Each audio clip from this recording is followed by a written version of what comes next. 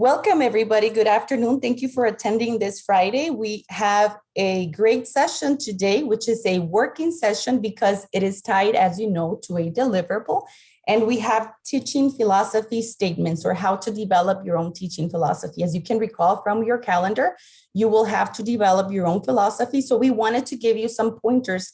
Maybe some of you who have experience as TAs, as RAs, as peer leaders, or lecturers even have had to develop a teaching philosophy for a job interview as part of your portfolio, or just as an exercise in some professional development activities that you may have had.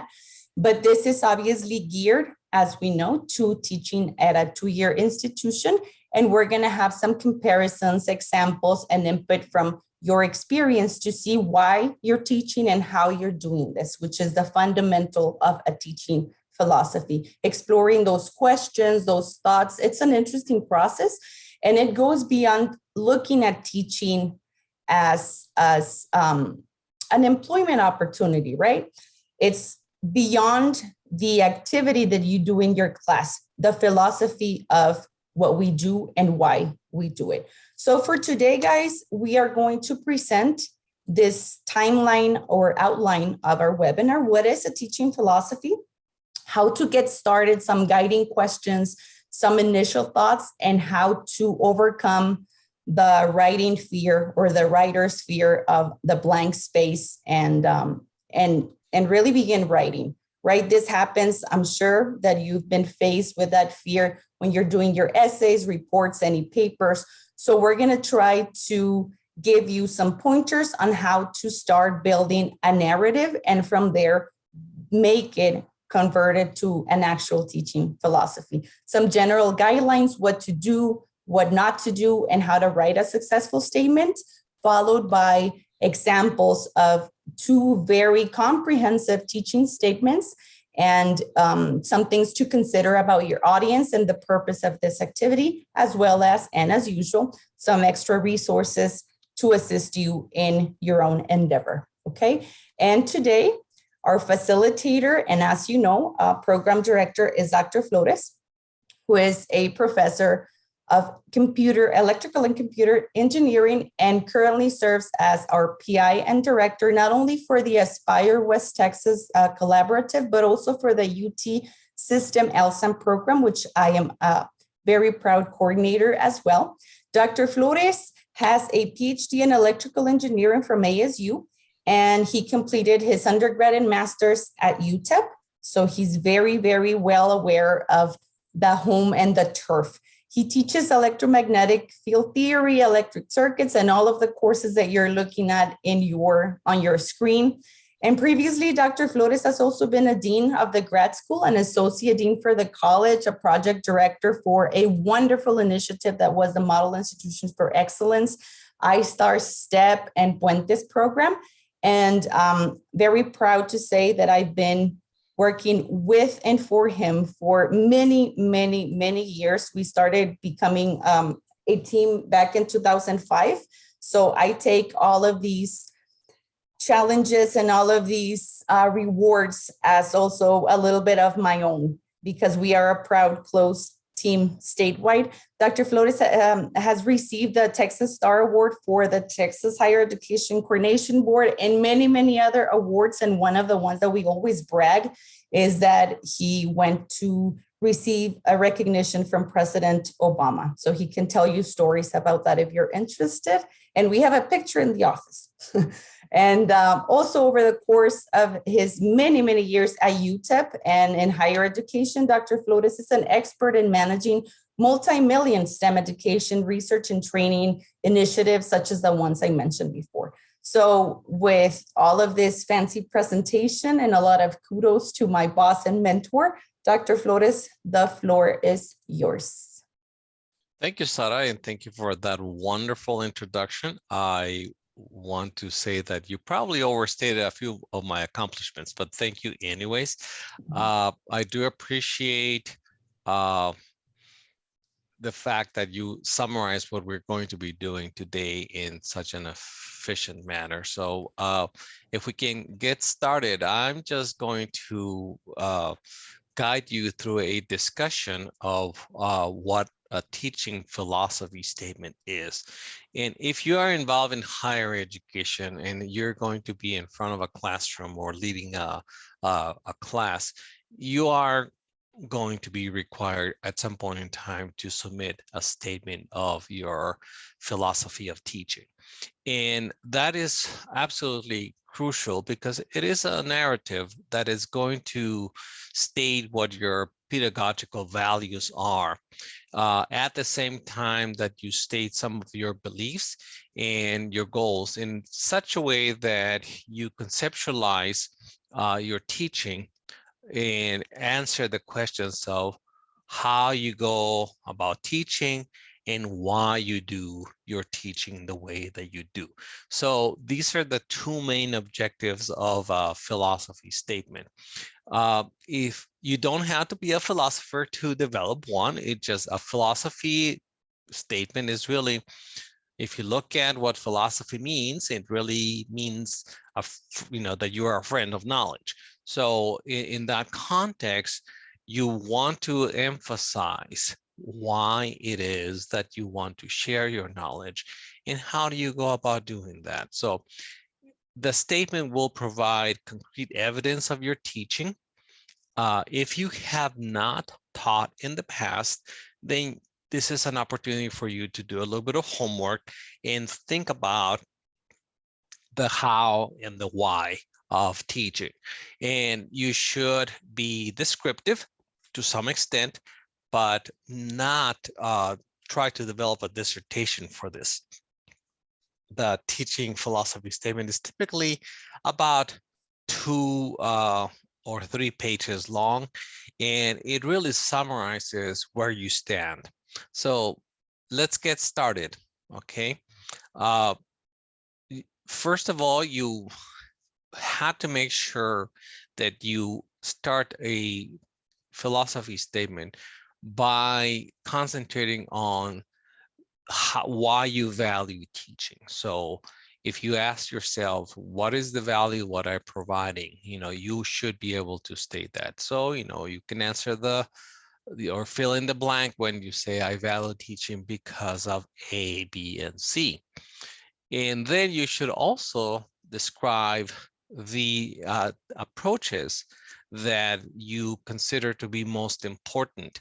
They can be approaches that you have observed from others, or it could be something that you have learned about in a workshop, or it could be something that it's the result of literature search in which you read books or articles, and you have a good idea, a solid idea of the approach that you're going to be following when you teach.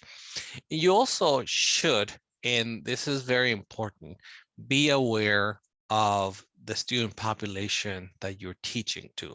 So understanding their backgrounds is crucial. This is something that we emphasize at the University of Texas at El Paso, but we also emphasize it at community colleges, especially in community colleges because they serve the region in which they are located.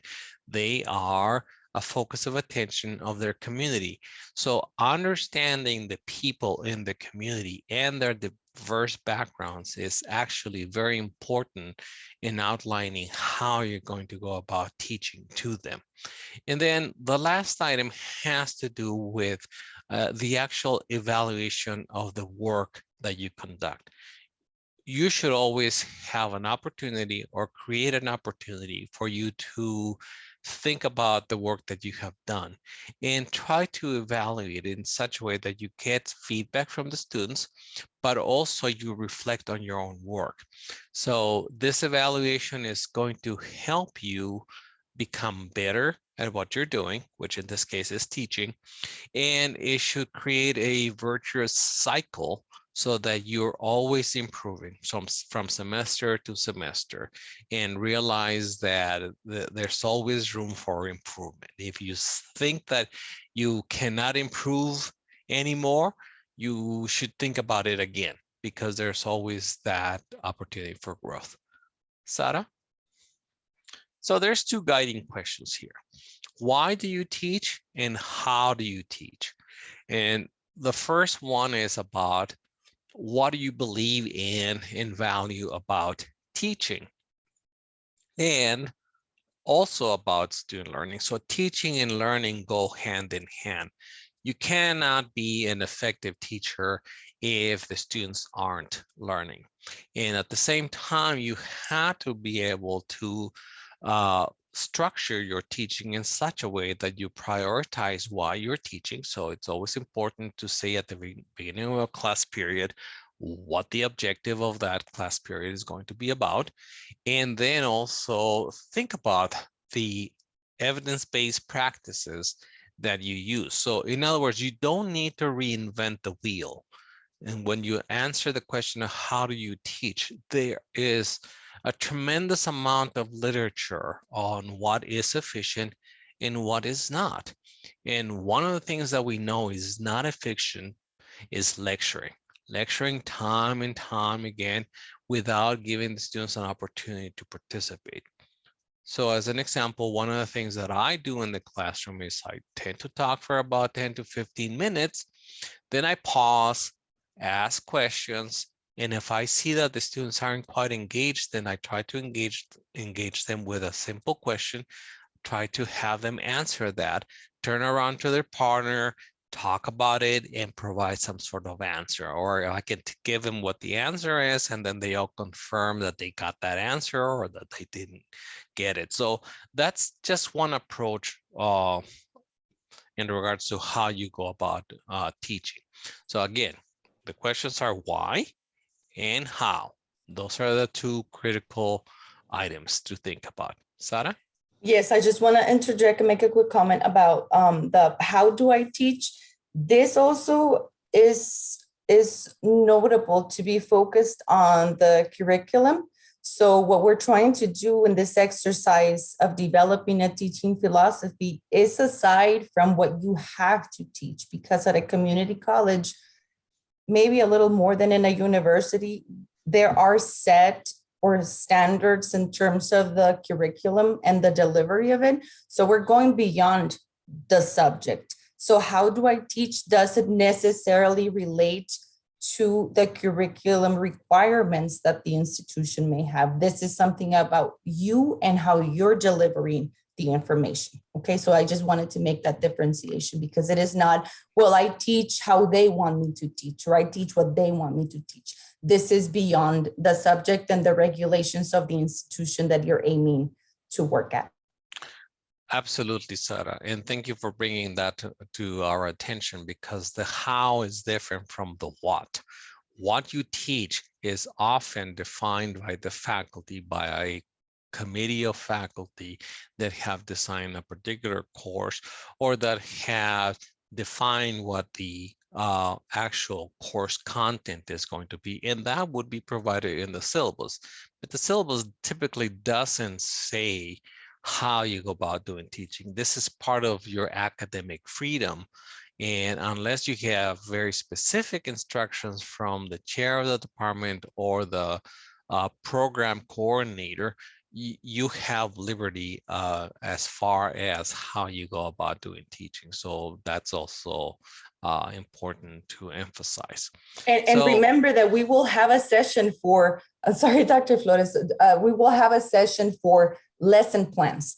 And that's when we talk about how to adopt and adapt the curriculum requirements to teach a subject. How do you build your lesson plan based on those requirements, but with the understanding that you are standing on your teaching philosophy. So that's why it's important to make those differences, because these are two different approaches to the actual experience of going into a classroom and delivering the information. Very good. So this adopting and adapting is something also that we have learned. It's available in the literature that tells us how to do things, right? You don't, again, as I said before, you don't have to reinvent the wheel. There are some very good techniques that you can learn that have to do with being an effective educator and an inclusive educator. And we're going to have separate sessions for that. So the goal is to start writing, right? And we have seven statements that you can utilize for your philosophy statement. And you can start by answering the question of what is the purpose of education from your perspective. Every person has a unique perspective, and all of that is open for debate. So don't think that just by saying, well, this is my opinion, that you're going to stand on top of everybody. People will have opinions and they will want to question why you say that this is the purpose of education. So again, you should ground these answers on what's out there, on the evidence that is provided, so that you can demonstrate that you're following efficient methodologies and that are based on evidence. So the first three questions, or the first three items, is really what we're going to tackle today. We're going to try to answer what's the purpose of education. Then we're going to try to answer why is it that you want to teach? And that's also, of course, should be related to the first item. And then the third item has to do with your own experience. And this could be experience that you have accumulated as a teaching assistant or as a research assistant helping an undergraduate student, or if you participated in a program as an undergraduate student and you were given some sort of leadership role, then that's what the peer leadership is all about. So, at our institutions, we talk about TAs, RAs, and PLs, peer leaders. It's what PL stands for. So, or you have perceived how students learn best, and it's by doing certain things. So we're going to break out into small groups and answer those three questions. Okay, so we're going to try to develop the answers for these. And what I would like for you to do is to get a pencil and some paper so you can jot some of your ideas, and so then we can have this discussion of what the purpose of education is, why you want to teach, and this is a very personal item, and then also talk about what your experience is in figuring out and highlighting how students learn best. And that includes you. Okay, so again, a philosophy statement tends to be very personal, but it's grounded on some sort of evidence that you have available to you. So Sarah, back to Yes, you. sir. Okay, we are going to do our breakout. I am taking the time. I'm going to time it at 10 minutes and I will be in contact with Agni. If you guys need more time, we can go up to 15 as we have allocated to ensure we cover all of the contents that we have for today. But let's start with 10 minutes. And sometimes I know the conversation gets too fun and you guys want to meet a little bit longer. And that is fine. So let's try 10 minutes and I will see you in a little bit, okay?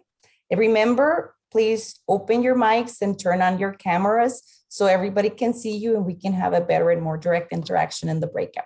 See you soon.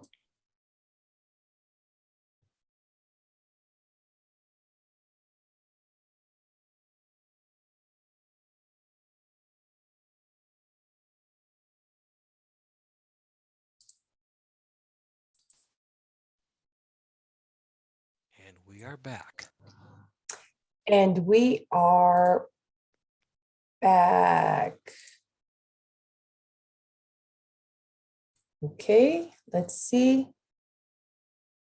We have a couple of people back and forth. Let's wait for everybody to join back. Almost. There we go. Okay. Thanks, everybody. That was great. As we thought, we were going to need a few more minutes. So I'm glad you had that opportunity to start exploring your thoughts based on those three questions that we gave you as your pointers to begin writing. So let's continue. Dr. Flores. You're muted. Very good. So we'll go on to the next item. So there's some general guidelines for you of what you should do and what you should not do when you're writing a teaching philosophy statement. It's preferable that you use a narrative approach in which you use the first person, because this is really about you. You don't want to use passive language, because that diminishes what you're trying to deliver. Uh, so you can say I, right? Just measure how many times you say I. If you look at a paragraph and you see 10 times the the pronoun I, then you want to change that. But you want to keep it active and in first person. You should also be brief. There's no need for you to write a 10-page paper. You want to convey the most important message in a concise way. So 1 to 2 pages is the standard. Okay. Make sure that you make it personal and also reflective, in a sense, saying what I have learned or what I recommend is this, because you're using evidence as a way of launching your own philosophy.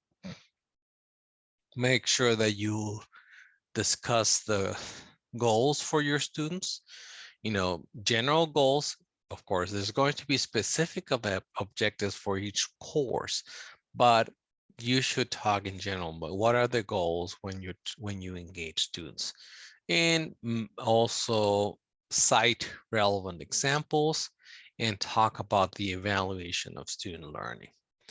One thing you don't want to do is you don't want to generate a laundry list of items. So stay away from bullets. Don't write excessively, because then you're going to lose the interest of the reader. Again, you want to convey that you know, and you can do that in a couple pages. Don't generalize, don't speak in hyperbole. That really doesn't help. Again, examples is a much better way of explaining yourself. And don't neglect to discuss your teaching context and your approaches. So if you're going to be teaching in a community college, that's going to be different than if you want to teach in a research one university or a liberal arts university. There's many types of institutions in higher education. So you should always mold your teaching philosophy to the readers from those institutions, so that you can get the message across. So if you're going to write a successful statement, a good teaching philosophy statement, you should offer some evidence of practice, saying, I've noticed in the classroom that if I lecture for more than 20 minutes, then I lose the attention of our students. So I've modified my behavior, and that was a perfect example that was given during our breakout session, so that students become more engaged. So if you have an approach to doing that, then you should specify that.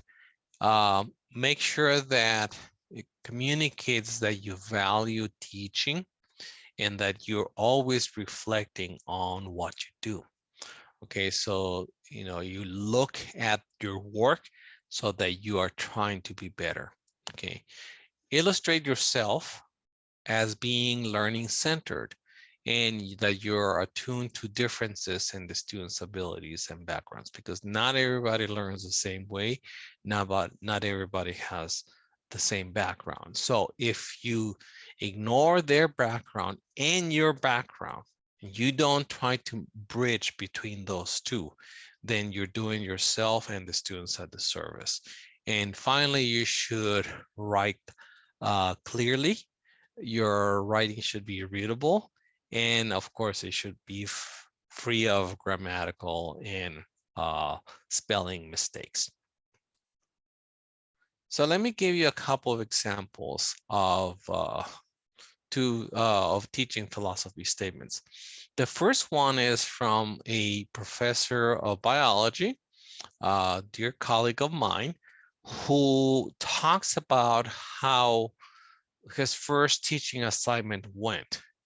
He had an assignment as a teaching assistant, and he had just begun uh, his graduate school studies. And this was a research intensive university, and he was actually assigned to help with a course in genetics that enroll about 25 students. So you see what he's doing here. He's framing the philosophy statement based on his own statement.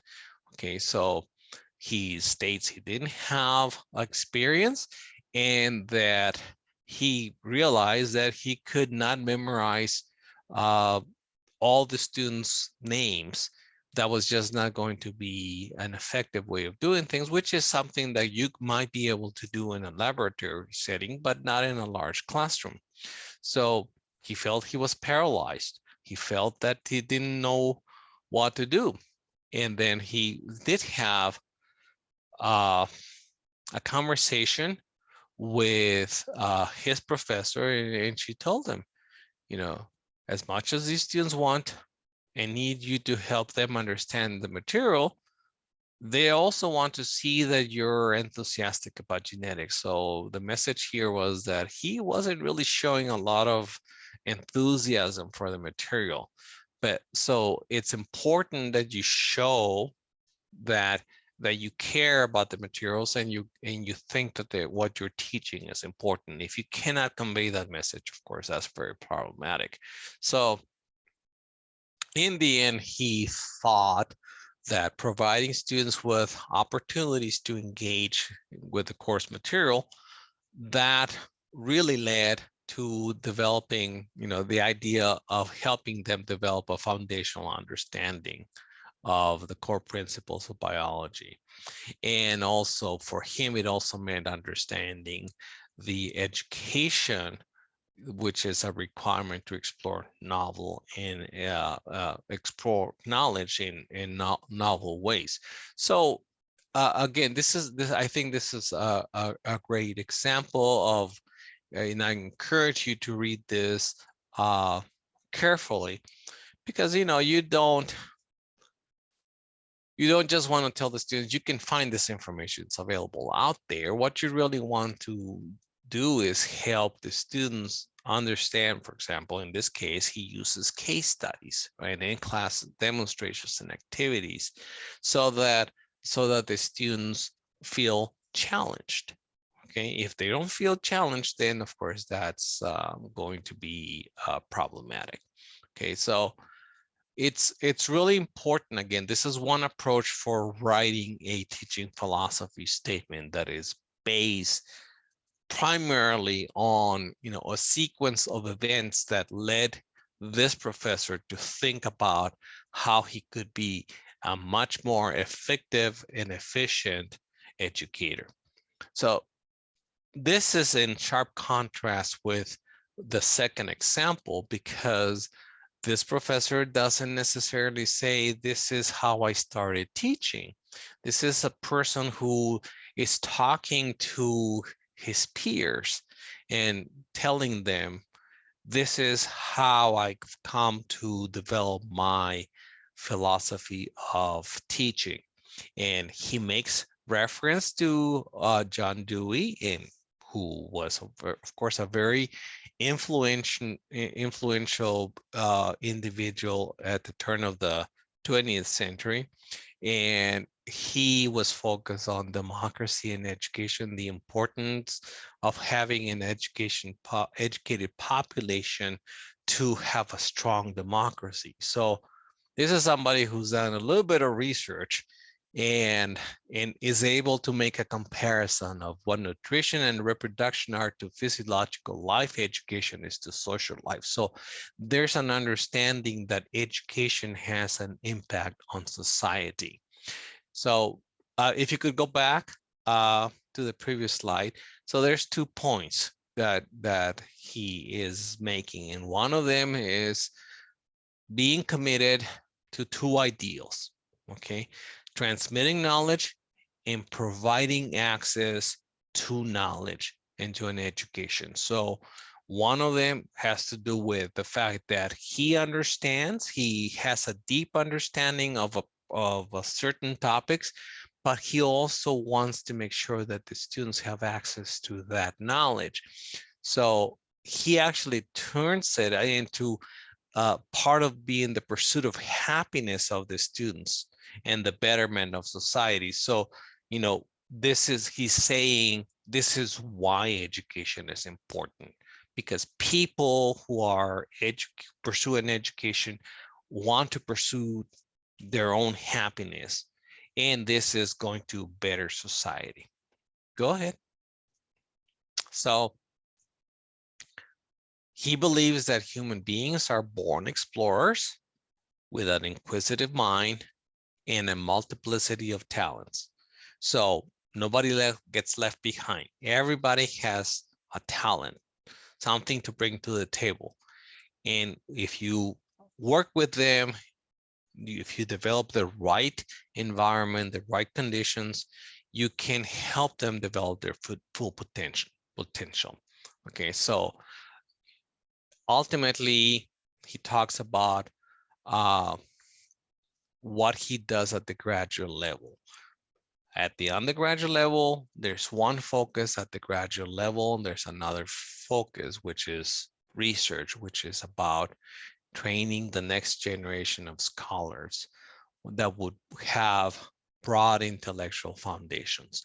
So he's saying at the very end, you know, I have two distinct approaches. When I deal with undergraduate students, when I work with undergraduate students, this is my approach. When I work with graduate students, I realize that they're after something different, and this is what I try to provide. Sara?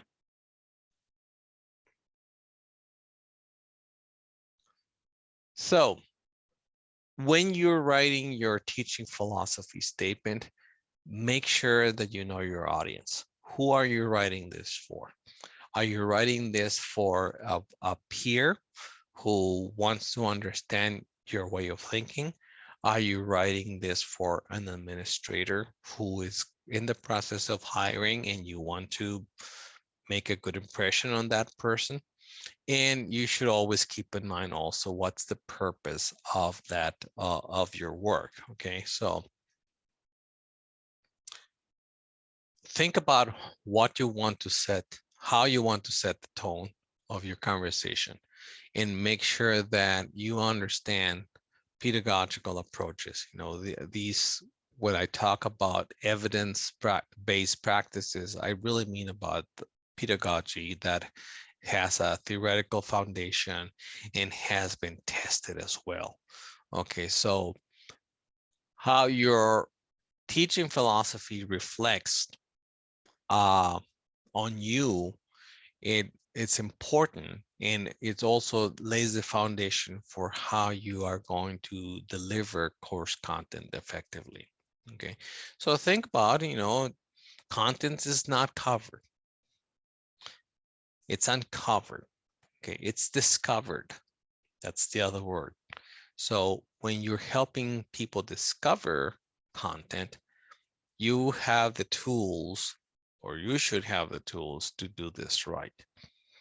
Okay, and remember, students are not empty vessels. I think the point was made in the past, and it's really an opportunity for share what we know, is share learning, and this is what you want to accomplish. Sara. Yes, Dr. Flores, remember that you have a lot of experience as students if you count all of the years from kindergarten to grad school. So you also have to stand strong in your own experience as a student, because you are part of this interaction. We tend to think that the person who's in front knows better, and they do in terms of the discipline and the subject, but in that process and the pedagogical exchange, you have been part of this for I mean, decades, really, right? Because you're grad students now. So we've all had the instructor who knows the content and we admire their mind in that sense, but maybe doesn't have the correct tools to deliver it. Or maybe it's the opposite. Maybe there's somebody who is a great speaker, but really is not giving you what you need to advance in your calculus course, for example. So as a student, just make sure you remember those experiences when you are turning the tables and you're becoming the person who's facilitating the learning process.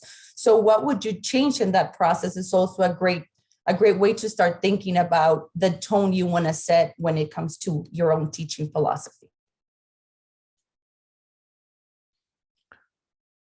Thank you, Sarah. So I want to go back to one of the topics that we addressed in the breakout session that I was in, and one of our Aspire fellows mentioned the fact that she really didn't come across as being condescending. And using the right language is very important, right? I believe that I use the analogy of molding a student, and she had a different perspective on that. It's like, well, molding sounds like, they're there for you to do what you want to do with them and not consider their inputs. I'm not using her exact words, but I'm just making a reference to that. And that's very important. It's like you always want to take into account what they may contribute. Their way of thinking is very, very important. And so when I talk about molding, I'm really referring to the plasticity of the brain. And the brain can learn in many different ways, and the brain is always molding. What you say has an impact on that. So it's important that you realize that you are getting in somebody else's brain.